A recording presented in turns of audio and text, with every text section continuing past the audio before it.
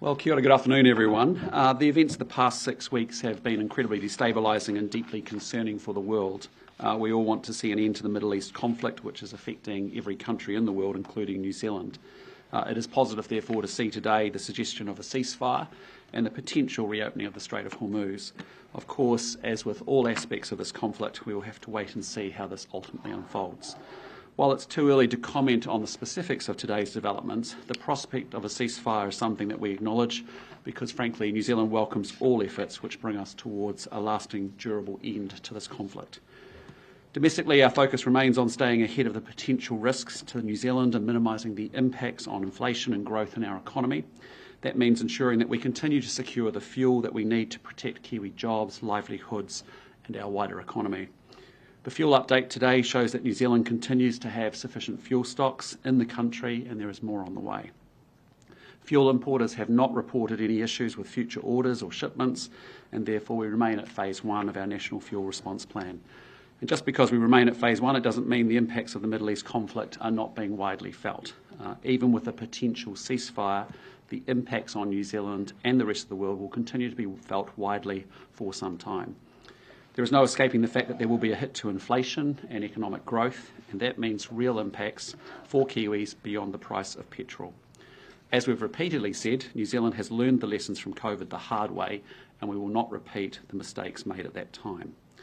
Rather than attempting to alleviate the pressure for every New Zealander, which would come with massive increases in debt and further increases to inflation, which will just flow through to bank accounts, we have delivered targeted, temporary and timely support, with an extra $50 per week for lower middle income working families and increased mileage rates for health and community support workers. I'll now turn to Nicola to provide us a little bit more detail on the fuel update. I'm conscious that you'll need to be at the Reserve Bank shortly to hear from the Governor, but we'll be happy to take a few questions at the end after Nicola's comments. Thank you, Prime Minister. As the Prime Minister said, fuel supplies remain sufficient with good levels of fuel in New Zealand and more on the way. Industry data shows we have around 62.6 days of petrol available or arriving, 51.7 days of diesel and 53.5 days of jet fuel. Stock for all three fuel types remains in normal ranges. Since the last update, 3 ships have finished discharging fuel, 1 ship has entered New Zealand's exclusive economic zone and 1 additional ship is now on its way to New Zealand, currently in international waters. Markets have reacted positively to the news of a ceasefire, with crude oil prices falling and global equities up.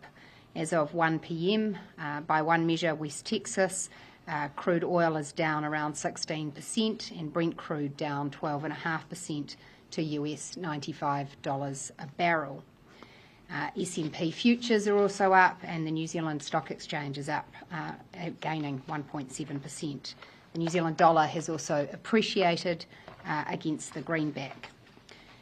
I just do want to make a few comments on what these changes in the oil price mean, because despite the positive development with the ceasefire, it is unclear still how fast cargo will begin to move through the Strait of Hormuz should the ceasefire hold. Oil and gas facilities have also been damaged or shut down across the region, and these will take time to bring back online. New Zealand is also a long way from our fuel suppliers, but prices here typically respond quickly to oil market moves, usually within a week or so. But this may take longer in this instance, given the heightened volatility in markets and the residual uncertainty about the geopolitical situation. I also want to note the decision by the Monetary Policy Committee today to keep the official cash rate on hold, which was broadly in line with market expectations. I note also that while the Reserve Bank have released forecast inflation figures for Q1 and Q2, again generally in line with expectations from other bank economists, it's notable that some of the information that the Monetary Policy Committee had to base their judgments on is already out of date, such as the fast-moving nature of geopolitical events currently. They have, like I have in my public statements, attached significant caveats to their forecasting, noting a range of scenarios are still possible. This is a challenging time for forecasters along with everyone else in the world. And with that, happy to take your questions. Just before we do, can I just take the opportunity just to acknowledge Cyclone Vaianu, which is continuing to move south. I've been in conversation today with Minister Penk, but also with our government agencies. This is shaping to be a very significant and damaging weather event, and I just think, obviously with big impact on North Island, particularly around Sunday, and it's a great opportunity to remind New Zealanders to do everything they can to stock up, get their supplies in order, get items that may be loose in their backyards tied down or in secure storage. The agencies are on full notice and are preparing for it.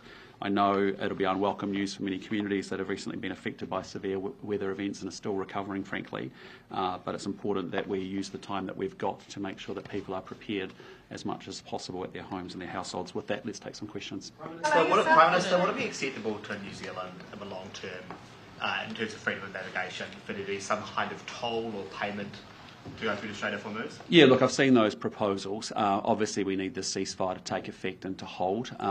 For us, the freedom of navigation is really important. If you think about what could then subsequently happen with taxes on all sorts of bodies of water that New Zealand uses very critically to move its exports around the world, that's not something we want to see happen.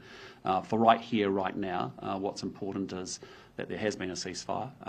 We know there's a long way to go. It's a very complex conflict, and there's a lot at risk here. And I just think we just want to focus the players on making sure that they do everything they can to get a ceasefire in place that holds for 2 weeks, and importantly use that as the basis for time to get into proper negotiated solution, as we've been calling for some time. Nicola, yourself and Shane Jones have previously talked about fuel suppliers and keeping a close watch on them to make sure that they are getting fuel to regional, rural New Zealand. Yes. We've certainly heard comments this morning from Federated Farmers in the South Island, the dairy chair there in Canterbury, talking about how monthly schedules have been changing. Some farmers are 2 to 3 weeks behind in terms of their deliveries. What do you know about this? What's been done about it? And what sort of, confidence can you give to people on that?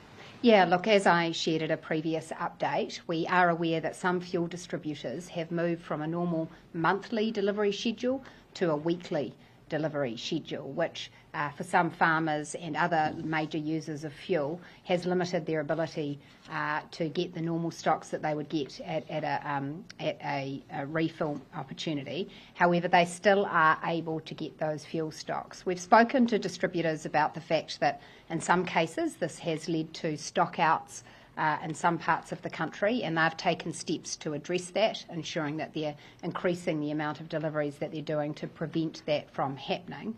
And look, I acknowledge the concern from Federated Farmers that there are still instances of some farmers who have not been able to get their usual fuel stock, and I'd reflect again, that is not because of a lack of fuel in the country. That is a distribution issue, and I just encourage the Federated Farmers to keep raising those specific examples directly with me and with our officials, because we will raise those directly with the fuel importing companies and the distributors, because we don't want to see those problems becoming widespread. Where they have occurred in isolated instances, we have worked with the fuel importing companies to understand the issues and assure that they're addressed. Overall, you're happy though with the job that they have been doing, because there seemed to be a bit of scepticism, even from Minister Jones, about whether they would be able to deliver what they should, when and where. Yeah, look, we have, as I say, had these instances of stockouts and issues in particular regions of New Zealand, which has been of concern to us and has led us to escalate those concerns to the fuel importing companies and to the fuel distributing companies, but we do remain confident that they have the stocks of fuel in order to ensure that their customers get what they need. And if we were to see that these patterns became pronounced or were becoming more widespread, then we would take further action. In fact, you'll see in our assessment criteria for a move from phase 1 to phase 2, one of the specific criteria we're monitoring is regional fuel distribution issues. We've seen they became widespread in Australia. We don't want to see that happen here. And if we were seeing those issues emerge, then our first response will be to ask for the businesses themselves to address that, the importers and the distributors. And in the absence of them addressing that effectively, then we could potentially need to take more regulatory action. Can I just ask another comment there? I mean, initially in the first couple of weeks, we saw a little bit of hoarding, but actually subsequently, as we've been reassuring New Zealanders that there is supply of fuel, we haven't seen behaviour like we've seen in other countries in terms of people taking more than they need, which has been positive. And as Nicola said, we did have issues on allocation in a few targeted places, but we've given that direction. Sorry. Australian media is reporting that Anthony Albanese is dashing to Singapore to secure fuel supply for Australia. Are you comfortable waiting until early May as you've planned to go to Singapore? Do you feel the need to get over there sooner?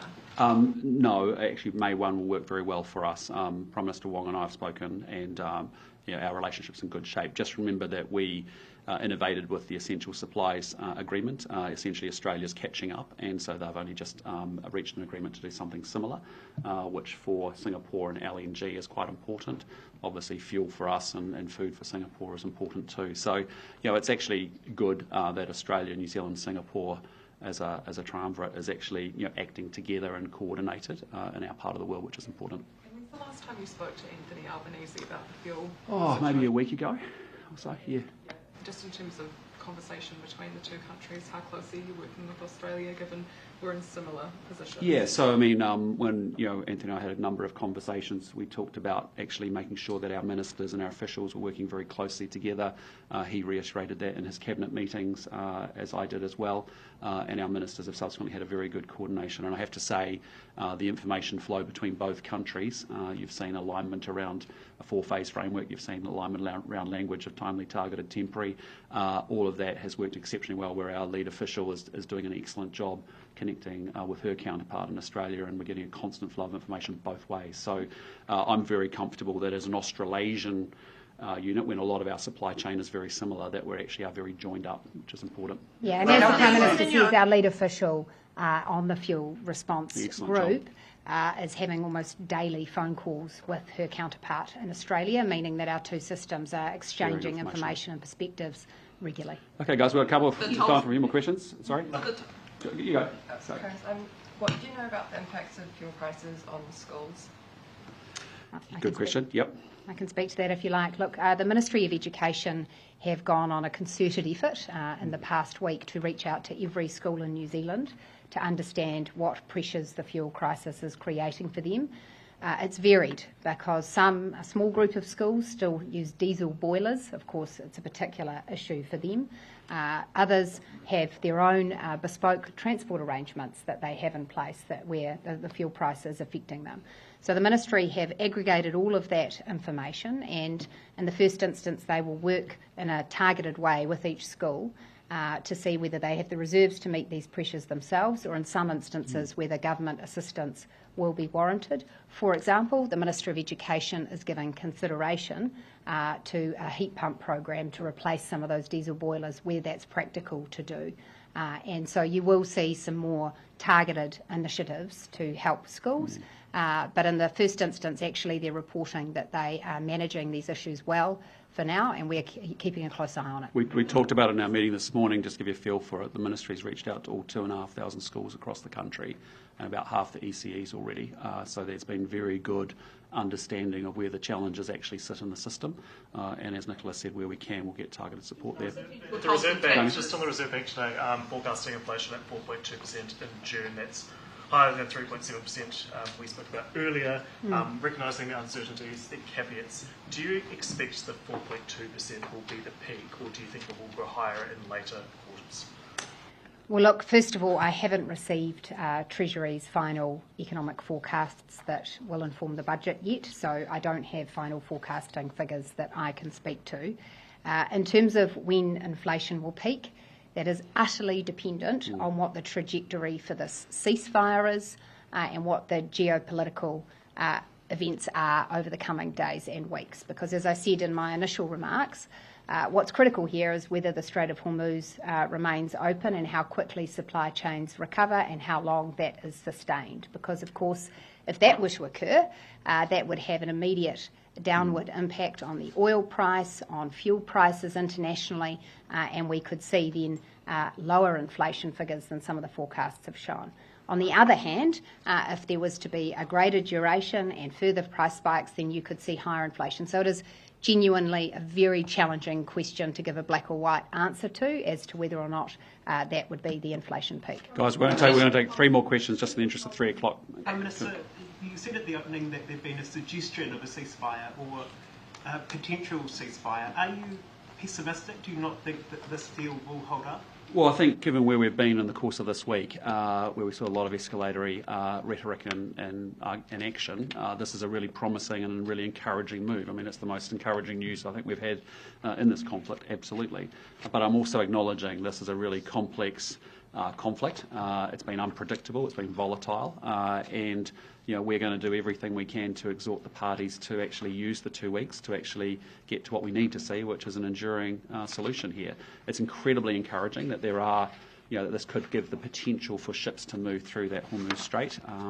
There was running 125 a day. We've been running at about 4 a day, and so that creates opportunity to get supplies in place. But I just want to be really honest, there's a long way to go here. Especially volatile this morning when President Trump was saying a whole civilization could die tonight. What was your response? What did you think when you saw his post? Well, I thought those comments were incredibly unhelpful. I thought they're unprecedented for a US president, period. But I don't think reiterating that rhetoric is helpful either. But equally, we've got to deal with what we're dealing with now, and what we're dealing with now is an opportunity. And the question is, will the parties actually step up to the plate and realise it and do the hard work of building back trust and working their way through difficult and challenging issues in the interests of global prosperity? And the longer this conflict goes on, the worse it hurts Kiwis here at home. And so that's why we've been calling for that. You heard Minister Peters give a readout of his meeting with Secretary Rubio. He did an excellent job representing our interests, I thought, in their conversations. Officials working on potential. Sorry, hang on, let's come back to you, Mikey. Do we have any officials working on, what possible tolls in the Strait of Hormuz could look like, and how concerned should consumers be that they could ultimately end up picking up that cost as well? Look, guys, I actually think that conversation is just a way too premature and a bit hypothetical for where we sit right now. It's literally been a couple of hours. We need to make sure that ceasefire holds for the 2-week period, and then let's see where we get to in terms of a negotiated framework between the parties. But I was making a broader general point that actually, we want to see freedom of navigation. It's a key part of international law. We advocate for that. Obviously, as exporting nation, we've got an interest in making sure that we don't see, tolling happen across key waterways around the world. But we're a long way away from that. For right here, right now, it's a very fragile situation. We really want to encourage the parties to take the opportunity. We're really pleased there's been a de-escalation on both sides, and importantly, we need to, for the sake of the world, we need to make sure this opportunity is used well. Best case scenario in terms of how soon Kiwis. The best case scenario in terms of how soon Kiwis might start to see some relief at the pump? Well, as Nicola said, historically, you've seen pump prices come through in New Zealand and flow through to consumers relatively quickly, despite the fact we've got quite a long supply chain. What's important is that we've got orders here in the country and on the water and coming here. Obviously, you just have to let those prices roll through, but I think we're talking about, as Nicola said before, a matter of weeks. Yeah, look. But I want to be really clear. I mean, we have seen the price of oil bounce around hourly, based off comments that are said by the principals in this conflict, and I wouldn't be. I just want us to be realistic, and I want us to be very. It's a positive and encouraging move, but there's a long way to go here, and so we're going to keep working to the assumption that we may have a future disruption, and we're going to keep being prudent and responsible and planning for that. Yeah, and I think we do want to highlight there are some unique lag effects here because, as we've discussed in this room several times, there's the price of oil, but there's also the price of refined fuels. And, of course, refineries have had an extended disruption to their crude oil supplies, so it may take some time for some of that oil price reduction to flow through into prices for refined fuel. So we may see some significant lag effects even if the ceasefire endures. But there's no doubt, for Kiwis who've been feeling pain at the pump, this is positive news. This is the direction we want to be travelling in for more affordable fuel. Okay, last question to Mark Golder. You said those comments from the US President were unhelpful. Yeah. That's not a particularly strong condemnation. Just to be clear, is it ever acceptable for someone to, particularly a nuclear armed state, to threaten to wipe out civilization? Well, I just don't think there's any, as I said yesterday, the escalating rhetoric that we heard, and I'm not going to give a comment on other leaders' comments and language, but I'm just, as we said yesterday, escalating language and rhetoric like we saw is really unhelpful at a time like this. It ends up hurting, ultimately extends a conflict, and it ends up hurting New Zealanders here at home. But as I said, they've been unprecedented comments for a US president. We haven't seen those remarks being made before, but The key thing is, right here, right now, we now have the prospect of a ceasefire in place. We want to urge the parties to make sure that they take the opportunity to use that wisely to make sure that we get an enduring peace here. But guys, we're going to close up so that you can actually get to see the Governor and hear her remarks at 3. Thanks so much. Thank you. Okay. Thank you.